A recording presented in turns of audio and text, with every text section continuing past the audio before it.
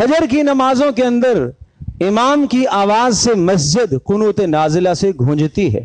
یہ رسول اکرم صلی اللہ تعالی علیہ وسلم کی سنت عظمہ ہے، آپ کی سنت عظیمہ ہے رسول اللہ صلی اللہ تعالی علیہ وسلم کی۔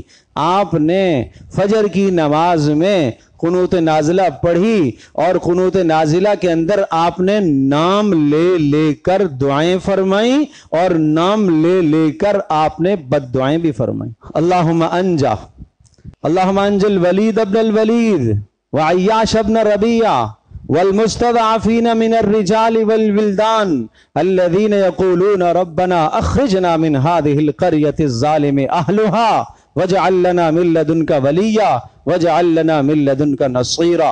اے اللہ، آپ نے دعا فرمائی، نام لے کر کہا، اے اللہ ولید ابن ولید کو، عیاش بن ربیعہ کو، اے اللہ مشرکین مکہ کے تسلط میں جو آئے ہوئے ہیں، اے اللہ ان کو نجات عطا فرما، اور اے اللہ مکہ میں جو ضعفاء ہیں جو ہجرت نہیں کر سکے، اے اللہ ان کو مشرکوں کے شر سے محفوظ فرما۔ ادھر رسول پاک صلی اللہ تعالی علیہ وسلم کی ایک جماعت کو، صحابہ کی ایک جماعت کو جنہیں قرہ کہا جاتا تھا، ان کو جناب غدر اور دھوکہ کر کے کفار لے گئے اور جا کے قتل کر دیا۔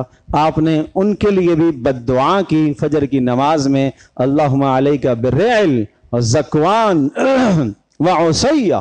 یہ قبائل تھے جن قبائل نے رسول اللہ صلی اللہ علیہ وسلم کے ساتھ غداری کی تھی، اے اللہ تو ان کا خاتمہ فرما۔ آپ نے نام لے لے کر ان کے لیے بد دعائیں